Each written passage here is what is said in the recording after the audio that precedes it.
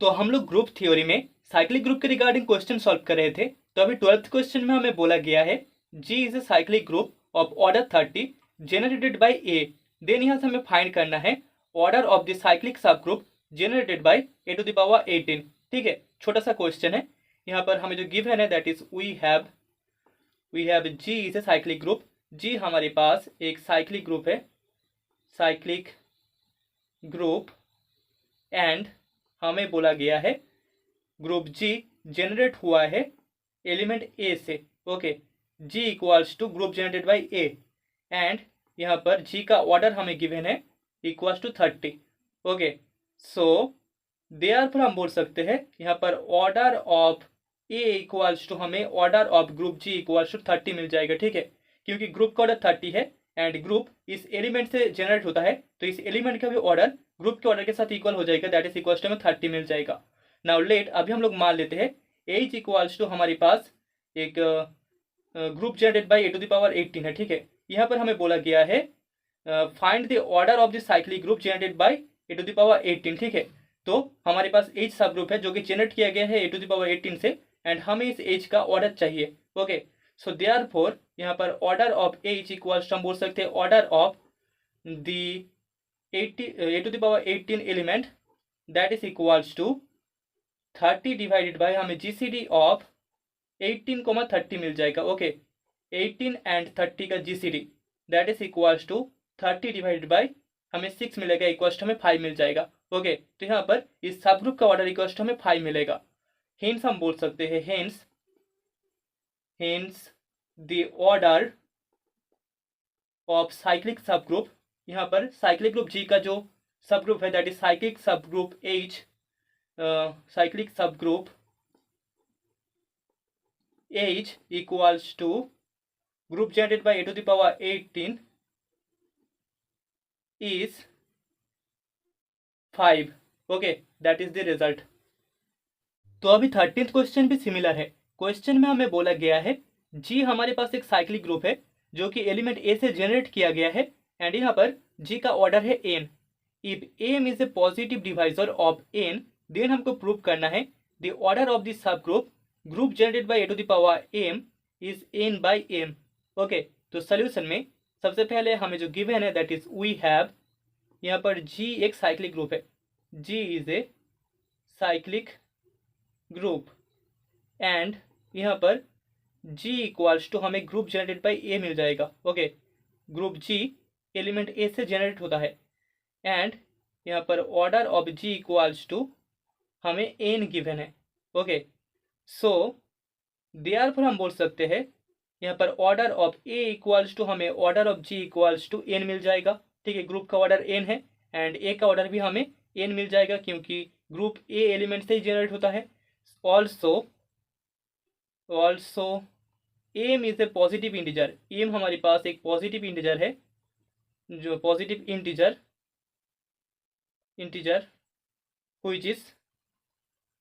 which is divisor of n। ठीक है, जो कि इस ऑर्डर n को डिवाइड करता है। ठीक है, सो देयरफॉर यहाँ पर m डिवाइड करता है ग्रुप के ऑर्डर n को, m डिवाइड्स n, जो कि इम्प्लाई करेगा यहाँ पर n इक्वल्स टू हम लिख सकते हैं dm, जहाँ पर where d is a positive integer, d भी एक पॉजिटिव इंटीजर है, positive integer. Okay, now let, अभी हम लोग मान लेते हैं हमारे पास subgroup H equals to group generated by A to the power m है, एंड हमें इसका ऑर्डर फाइंड करना है। सो देयरफॉर यहाँ पर order of H equals to हमें मिल जाएगा order of A to the power m, that is equals to n divided by GCD of m and n। Okay, that is equals to हम लिख सकते हैं n divided by GCD of m comma dm। ठीक है, क्योंकि n equals to हमारे पास dm था, so GCD of m comma dm that is equals to हमें n डिवाइडेड बाय यहाँ पर m into GCD of 1 comma d मिल जाएगा। ठीक है, यहाँ पर m कॉमन आ जाएगा and GCD of 1 comma d हमें मिल जाएगा, दैट इज इक्वल्स टू हम बोल सकते हैं यहाँ पर 1 कॉमा d का जो GCD होगा वो तो 1 होगा, तो यहाँ पर हमें n डिवाइडेड बाय m मिल जाएगा। ओके, सो यहाँ पर order of H equals to हमें n डिवाइडेड बाय m मिल रहा है, दैट इज द रिजल्ट। तो अभी 14 क्वेश्चन में हमें बोला गया है prove that this subset H equals to हमें एक सेट गिवन है of S4 forms a non cyclic subgroup of S4 is the group S4 cyclic. ठीक है, तो इस H को हमें एक non cyclic subgroup show करना होगा S4 का, देन चेक करना होगा S4 साइक्लिक है या फिर नहीं है। यहाँ पर H इक्वल्स टू हमें जो वैल्यूज गिवन है यहाँ पर I then 1,2 then 3,4 then 1,2 and 3,4 दोनों का मल्टीप्लिकेशन। ठीक है, दिस जॉइंट साइकिल्स का प्रोडक्ट। यहाँ पर एक 2 साइकिल हमें गिवन है, यहाँ पर 2 साइकिल गिवन है, यहाँ पर जो आइडेंटिटी परमुटेशन है दैट इज आई वो हमें गिवन है। ठीक है, तो H S4 का एक सब ग्रुप है, मतलब कि यहाँ पर सभी के सभी परमुटेशन होंगे। सो सोल्यूशन में सबसे पहले वी हैव हमें गिवन है H equals to identity permutation I then 1,2 या फिर इसको आप 1 2 ऐसे लिख सकते हैं 3 4 देन 1 2 इसके साथ प्रोडक्ट है 3 4।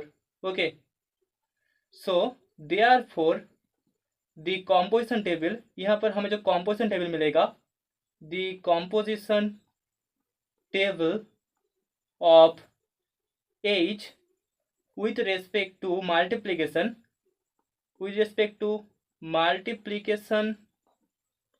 of permutation हम बोल सकते हैं इस, यहाँ पर टेबल में 4 एलिमेंट्स आ जाएंगे I then 1 2 3 4 and 1 2 product 3 4 I 1 2 3 4 and 1 2 product 3 4। Okay, तो यहाँ पर I के साथ I का जो मल्टीप्लिकेशन और परमुटेशन होगा दैट इज हमें I मिल जाएगा। देन यहाँ पर 1 2 हमें मिलेगा 2 साइकिल 3 4 1 2 3 4 हमें मिल जाएगा। ओके, देन 1 2 के साथ I का जो परमुटेशन होगा दैट इज 1 2, यहाँ पर हमें 1 2 का जो परमुटेशन मिलेगा मल्टीप्लिकेशन और परमुटेशन दैट इज हमें I मिल जाएगा। ठीक है, इसको आप चेक कर लेना। देन 1 2 के साथ 3 4 का जो परमुटेशन होगा दैट इज हम लिख सकते हैं 1 2 प्रोडक्ट 3 4। देन 1 2 के साथ 1 2 प्रोडक्ट 3 4 का जो परमुटेशन होगा इसको हमें चेक करना है। तो यहाँ पर सबसे पहले हम इन दोनों का प्रोडक्ट करेंगे। सो 1 2 एंड 3 4 का product that is equals to हम लिख सकते हैं यहाँ पर 1 2 3 4, जहाँ पर 1 जाता है 2 में, 2 जाता है 1 में एंड 3 4 इसके साथ प्रोडक्ट होगा 3 4 का, मतलब कि 1 2 3 4, जहाँ पर 1 1 में जाएगा 2 2 में जाएगा, देन 3 जाता है 4 में, 4 जाता है 3 में, 2 साइकिल है।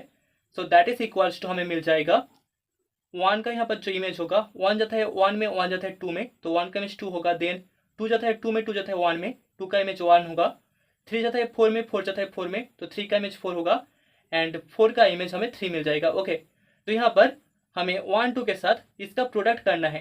तो 1 2 मतलब कि 1 2 3 4 2 1 3 4 इसके साथ हमें प्रोडक्ट करना है 1 2 3 4 2 1 4 3 का, दैट इज इक्वल्स टू हमें मिल जाएगा यहाँ पर 1 2 में जाता है, 2 जाता है 1 में, तो 1 का इमेज 1 होगा। देन 2 जाता है 1 में एंड 1 जाता है 2 में, 2 का इमेज 2 होगा। देन 3 जाता है 4 में, 4 जाता है 4 में, 4 जाता है 4 में, तो 3 का इमेज 4 होगा एंड 4 जाता है 3 में, 3 जाता है 3 में, तो 4 का इमेज हमें 3 मिल जाएगा। दैट इज इक्वल्स टू हम लिख सकते हैं 3 4। ओके, तो यहाँ पर 1 2 परमुटेशन 1 2 3 4 इक्वल्स टू हमें सिर्फ और सिर्फ 3 4 मिलेगा। ओके, तो यहाँ पर एक ट्रिक है, 1 2 के साथ अगर हम 1 2 3 4 का परमुटेशन करें तो यहाँ पर 3 4 आएगा। सिमिलरली 3 4 के साथ अगर हम 1 2 3 4 का परमुटेशन करें तो यहाँ पर हमें 1 2 मिलेगा। ओके, तो यहाँ पर हमें 1 2 मिलेगा। देन 3 4 के साथ 3 4 का जो परमुटेशन होगा वो I होगा, आइडेंटिटी परमुटेशन। 3 4 के साथ 1 2 का परमुटेशन हमें मिल जाएगा 3 4 1 2 एंड यहाँ पर हमें 3 4 मिलेगा। ओके, सिमिलरली यहाँ पर 1 2 3 4 इसके साथ I का जो परमुटेशन होगा दैट इज हमें 1 2 3 4 मिलेगा। यहाँ पर 1 2 3 4 के साथ 1 2 का परमुटेशन होके हमें सिर्फ और सिर्फ 3 4 मिलेगा एंड देन 3 4 के साथ परमुटेशन होके हमें 1 2 मिलेगा एंड आखिर में हमें आइडेंटिटी परमुटेशन I मिल जाएगा। ओके, तो that is the composition table of H।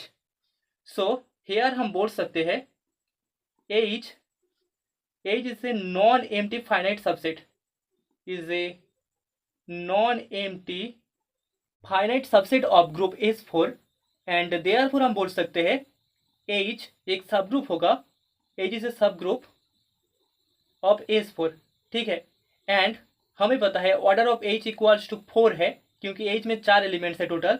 So order of H equals to 4 and यहाँ पर order of identity permutation I equals to हमें 1 मिलता है, ऑर्डर ऑफ 1,2 या फिर 1,2 जो 1 साइकिल है दैट इज इक्वल्स टू हमें 2 मिलता है, ऑर्डर ऑफ 3,4 भी यहाँ पर 2 होगा equals to 2 and order of 1, 2, 3, 4 that is equals to भी हमें 2 मिलेगा। तो इस सब ग्रुप में कोई भी ऐसा एलिमेंट नहीं है जिसका ऑर्डर इस सब ग्रुप के ऑर्डर के साथ इक्वल हो, मतलब कि यहाँ पर हमें कोई भी ऐसा एलिमेंट नहीं मिलेगा जिसका ऑर्डर इक्वल्स टू हमें 4 मिल जाए, ठीक है। तो हम बोल सकते हैं therefore H contains no element of order 4, therefore H is a non-cyclic subgroup of S4, ठीक है। तो इस symmetric group of order 4 that is S4 का जो सब ग्रुप है H, उसमें कोई भी 4 ऑर्डर का हमें एलिमेंट नहीं मिलेगा, तो हम बोल सकते हैं H एक नॉन साइक्लिक सब ग्रुप होगा S4 का। ओके, तो अभी क्वेश्चन के सेकेंड पार्ट में हमें चेक करना है S4 साइक्लिक होगा या फिर नहीं होगा। सो सिंस हमें पता है H एक सब ग्रुप है S4 का एंड H नॉन साइक्लिक है, H इज नॉन साइक्लिक, सो यहाँ से हम डायरेक्टली बोल सकते हैं S4 भी नॉन साइक्लिक होगा, S4 is also non cyclic.